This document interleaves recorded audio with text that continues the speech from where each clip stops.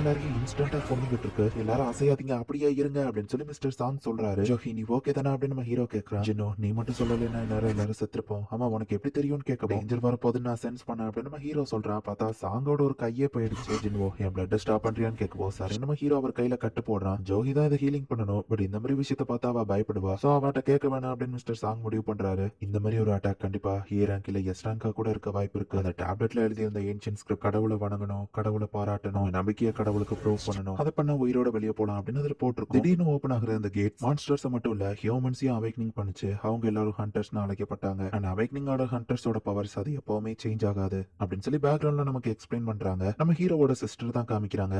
ஹே ஜீனா உன்னோட அண்ணன் ஒரு ஹண்டர் தானே கேட்கவா. ஆமா பட் அவன் ஒரு ஈராங் தான். வீட்டுக்கு ஸ்டோன்ஸோட வர்றதோட அவன் அதிகமா காயத்தோட தான் வருவான். ஏன் கேட்கிற அப்படின்னு ஜீஹோ கேட்கவும் ஒன்னும் இல்ல கண்டிப்பா நானா இருந்தா அப்படி வர மாட்டேன் அப்படின்னு சொல்லி அந்த புதுசா அவேக்னிங் ஆன அந்த பொண்ணு சொல்றா. ஜின்வோ அடுத்து என்ன பண்ணலாம் அப்படின்னு மிஸ்டர் சாங் கேட்கிறாரு. எபிலிட்டி ஸ்பீட் அது மேல எனக்கு நம்பிக்கை இருக்கு. நான் இந்த இடத்துல இருந்து வெளியே போவேன் அப்படின்னு ஒருத்தர் செம ஃபாஸ்டா ஓடுனா அந்த செல அவனை இன்ஸ்டன்டா எரிச்சிருக்கு. அந்த செல நினைச்சதுன்னா ஈஸியா இவங்க எல்லாரையும் எப்ப வேணா அது கொல்லலாம். பட் நம்மள மட்டும் ஏன் அது கொல்லல அப்படின்னு சொல்லி இவங்க யோசிக்கிறாங்க. இந்த இடத்துக்கு ஏதாச்சும் ரூல்ஸ் இருக்கும் அப்படின்னு நம்ம ஹீரோ யோசிக்கும் போது அந்த டேப்லெட்ல எல்லாம் எழுதி இருந்தது நம்ம ஹீரோ கேட்கறான். ஃபர்ஸ்ட் கடவுளை வணங்கணும் அப்படின்னு போட்டிருந்தது. என் தேரியை நான் டெஸ்ட் பண்ணி பார்க்கலாம்னு நினைக்கிறேன் அப்படின்னு நம்ம ஹீரோ எந்திக்கவும் தேவையில்லாம அவன் உயிரை ரிஸ்க் பண்ணாத. இல்ல உன் கண்ணை பார்த்தா நீ சாக ரெடியான மாதிரி தெரியலையே அப்படின்னு சாங் பாக்குறாரு. எந்திரிச்சு நிக்கவும் அட்டாக் பண்ண வந்தா அது நம்ம ஹீரோ கீழே குனியவும் எதுவுமே பண்ணல. குறிப்பிட்ட ஹைட்டுக்கு மேல இருந்துச்சாதான் அது நம்மள அட்டாக் பண்ணுது. கடவுளை வணங்கணும்னு சொல்லி தானே அந்த டேப்லெட்ல போட்டிருந்துச்சு. எல்லாரும் உங்க தலையை இந்த மாதிரி குனிங்க அப்படின்னு நம்ம ஹீரோ சொல்றான். உனக்கு என்ன கேக்கு பிடிச்சிட்டா காமெடியா பண்ணிட்டு இருக்கான்னு மத்தவங்க பாக்குறாங்க. ட்ரை பண்றதுல ஒண்ணு தப்பு இல்லையேன்னு சாங் சொல்லவோ சரின்னு எல்லாருமே தலையை கீழே குனியவும் கண்ணுல இருந்து லேசர் ஆஃப் ஆகி இப்போ அந்த சிலை சிரிக்குது. அது நம்மள நல்லாவே கிண்டல் பண்ணுது. அவ்வளவுதான் முடிஞ்சதுன்னு நினைக்கிறேன் அப்படின்னு சொல்லி பார்க் இப்ப எந்திக்கிறான். எந்த அட்டாக்கும் நடக்கல. சோ இப்ப மத்த எல்லாருமே எந்திக்கிறாங்க. அவ்வளவுதான் பிரச்சனை முடிஞ்சதுன்னு எல்லாரும் பார்க்கவும் கண்டிப்பா இது என்ன முடியல. இது 2 ரூல்ஸ் இருக்கு அப்படின்னு நம்ம ஹீரோ நினைக்கிறான். பார்த்தா இப்ப அந்த பெரிய சிலை எந்திரிச்சிட்டு ஜின்னு இப்ப என்ன பண்றது அப்படின்னு சொல்லி சாங் கேட்கவும் எனக்கு தெரியல. செகண்ட் கமாண்ட் என்ன நம்ம ஹீரோ கேட்கறான். கடவுளை புகழ்ந்து பாடணும் அப்படின்னு அதுல போட்டுருந்துச்சு. இந்த மான்ஸ்டர் நம்ம புகழ்றதா என்ன பண்ணான்னு மத்தவங்க யோசிக்கவும் நான் சர்ச் ஃபாதரியா மாறுறதுக்கு படிச்சிருக்கேன். கடவுளை எப்படி வணங்கணும்னு எனக்கு தெரியும். பிரைஸ் லார்ட் அப்படின்னு சொல்லி ஒருத்தர் வணங்கிட்டு இருக்கவும் அது இந்த கடவுளை வணங்குறதுக்கான பிரேயர் கிடையாது தப்பு அப்படின்னு சொல்லி நம்ம ஹீரோ யோசிக்கிறான். அந்த ஸ்டாச்சுவும் ஸ்டாப் ஆகவும் எல்லாரும் ஒர்க் ஆயிடுச்சுன்னு நினைச்சா அந்த பெரிய சிலை அவனை மிதிச்சே கொன்றது. எல்லாரும் வேற வேற பக்கமா தெரிச்சு ஓடுங்க அப்படின்னு சொல்லி எல்லாரும் ஓட ஆரம்பிக்கிறாங்க. ஜோஹி பயந்துட்டு இருக்கவும் நம்ம ஹீரோவா கையை பிடிச்ச அவளையும் சேர்த்து இழுத்துட்டு போறான். பறக்க போற என் குழந்தை என் ஃபேமிலி அப்படின்னு பார்க் யோசிக்கிறாரு. பின்னாடி இருக்கிற சிலை அவனை 2 துண்டா கட்டிட்டு கண்டிப்பா ஏதாச்சும் ஒரு வழி இருக்கும். அது என்ன அப்படின்னு சொல்லி நம்ம ஹீரோ பாத்துட்டு இருக்கான். ஜீஹாவையும் என்னால தனியா விட்டுட்டு போக முடியாது. ஏதாச்சும் ஒரு க்ளோ அப்படின்னு சொல்லி நம்ம ஹீரோ பாக்குறான். எல்லா சிலையிலுமே ஏதாச்சும் ஒரு வெப்பன் இருக்கு. பட் ஒரு சிலையில ட்ரம்பட் மாதிரி இருக்கவும் வெப்பன்ஸ் இல்லாத சிலை கிட்ட போங்க அப்படின்னு நம்ம ஹீரோ சொல்றான். மிஸ்டர் சாங் ஒரு சிலை கிட்ட போகும்போது அதுல இருந்து மியூசிக் தான் வருது. சோ அந்த சிலை டேஞ்சர் இல்லைன்னா அதுகிட்ட எல்லாரும் போறாங்க. என்ன இது ஒர்க் ஆகல. ஒருவேளை ஒரு செல்ல ஒருத்தர் தான் நிக்கணும்னு நினைக்கிறேன். நீங்க அப்படின்னு சொல்லிட்டு நம்ம ஹீரோ அந்த இடத்துல இருந்து கிளம்புறான். ஹீரோ ஒருத்த மட்டும் தான் ஓடிட்டு இருக்கான். அந்த சிலை நம்ம ஹீரோவை தான் துறக்குது. ஜஸ்ட் மிஸ்ல நம்ம ஹீரோ தப்பிக்கிறான். ஜின்னு தப்பான சிலையில இருக்கிற அப்படின்னு ஜோஹை சொல்றான். ஷீல்ட் இருக்கிற ஒரு சில செம ஃபாஸ்டா நம்ம ஹீரோவை கட் பண்ண ட்ரை பண்ணுது. நம்ம ஹீரோக்கு அடிபட்டு இருக்கு. இருந்தாலும் நம்ம ஹீரோ விட்டு கொடுக்காம ஊர்ந்து அந்த இடத்துல இருந்து போறான். இல்ல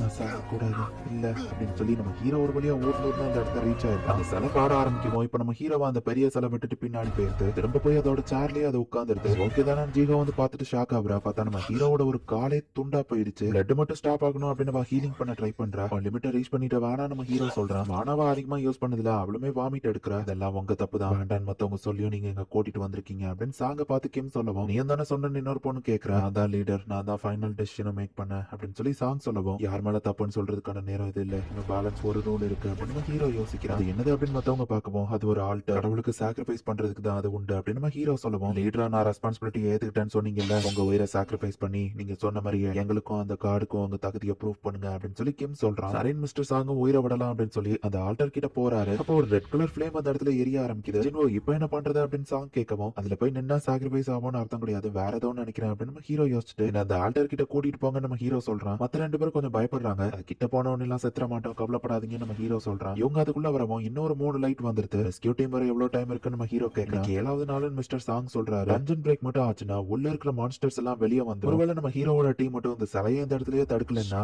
அது சிட்டிக்குள்ள வந்துடுச்சுன்னா இன்னும் பெரிய பிரச்சனையாயிரும். நம்ம ஹீரோவோட சிஸ்டர் ஹாஸ்பிட்டல்ல இருக்கிற அவங்க அம்மாவை பாக்குறதுக்கு வந்திருக்கா. எனக்கு நிறைய விஷயங்கள் நடந்துச்சுமா அப்படின்னு சொல்லி அவங்க அம்மாட்டாவா பேசிட்டு இருக்கா. எல்லா பர்சனும் இந்த சர்க்கிள்குள்ள வந்து நின்று அப்புறம் தான் எதனால நடக்கும் அப்படின்னு நம்ம ஹீரோ சொல்றான். மத்த 2 பேரும் அந்த சர்க்கிள்குள்ள வராங்க. இவங்களை சுத்தி நிறைய ப்ளோ ஃபிளேம் வருது. அண்ட் அதே நேரத்துல அந்த டோரும் ஓபன் ஆகுது. அந்த ப்ளோ ஃபிளேம் ஒவ்வொன்னா கம்மியாகிட்டே வருது. பட் அதே நேரத்துல எல்லா சிலையும் மூவ் ஆகி இவங்களை நோக்கி வருது. நம்ம ஹீரோ ஒரு சிலையை பார்த்தா அதை அசைய மாட்டேங்குது. நம்ம சின்ன வயசுல விளையாண்ட கேம் தான். எல்லாரும் அந்த சிலையை பாருங்க அது மூவ் ஆகாது, யாரும் கண்ணுமிக்காதீங்க நம்ம ஹீரோ சொல்றான். அந்த சிலையும் மூவ் ஆகாம இருக்கு. பட் ஒருத்தி மட்டும் ரொம்பவும் பயப்படுறா. இதுக்கு மேலே என்னால முடியாது அப்படின்னு சொல்லி அவ ஓடிட்டா. அந்த லேடியும் வெளியே போயிட்டா. கதவும் லைட்டா க்ளோஸ் க்ளோஸ் ஆகுது. நம்மளால வெளிய போக முடியுதா அப்படின்னு அவங்க பாக்குறாங்க. 6 பேர்ல இப்ப 5 பேர் தான் பேலன்ஸ் இருக்காங்க. அந்த ரெட் கலர் ஃப்ளேமும் ஒன்னு கம்மியாயிடுச்சு. உங்க நம்பிக்கையை ப்ரூஃப் பண்ணுங்கன்னு கடைசி லைனா இருந்துச்சு. அந்த கதவு ஓபன் ஆனது மேபி ஒரு ட்ராப்பா கூட இருக்கலாம். நம்பிக்கை இல்லாம போனா செத்துருவோமோ அப்படின்னு நம்ம ஹீரோ யோசிக்கிறான். சாரி என்னால முடியாது அப்படின்னு இன்னொருத்தனும் ஓடிடுறான். இப்ப பேலன்ஸ் 4 பேர் தான் இருக்காங்க. இதுக்கு மேலே யாரும் அசையாதீங்க. 4 டைரக்ஷன்லயும் நமக்கு பாக்கிறதுக்கு ஆளுங்க இல்லைன்னா அதுங்க கிட்ட வந்துரும் அப்படின்னு நம்ம ஹீரோ சொல்றான். சோ 4 சைடுமே எல்லாரும் இப்ப அந்த சிலமலையே கண்ணா இருக்கிறாங்க. அந்த ப்ளூ ஃப்ளேம் டைமர்னு சொன்னா ஒருவேளை அது முடிஞ்ச அப்புறமா அந்த சிலைங்க நம்மள வந்து அட்டாக் பண்ணுச்சுன்னா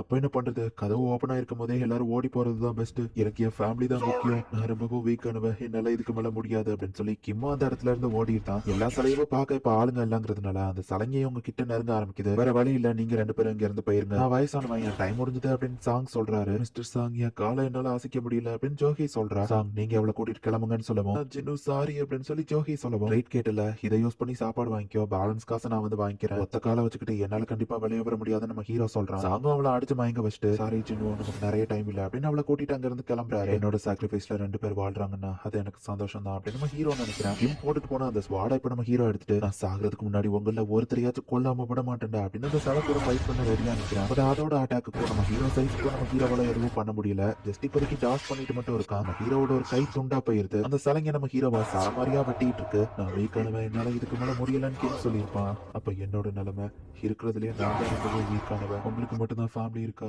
எனக்கும் ஒரு ஃபேமிலி இருக்கு. நான் இல்லாம என்னோட ஃபேமிலி இதுக்கப்புறம் என்ன பண்ணும் அப்படின்னு நம்ம ஹீரோ யோசிக்கிறான். நம்ம ஹீரோவோட பாடியில ஸ்பீர் அப்படியே குத்தி அதை தூக்கி கீழே போடுது. ஆல்டர் மேல நம்ம ஹீரோ வந்து விழுது. அந்த இடம் ஃபுல்லா ஒரே ரத்தமா ஆகுது. ஒரே ஒரு ப்ளூ ஃப்ளேம் தான் பேலன்ஸ் இருக்கு. அந்த சில நம்ம ஹீரோவை வெட்டலாம் அப்படின்னு வருது.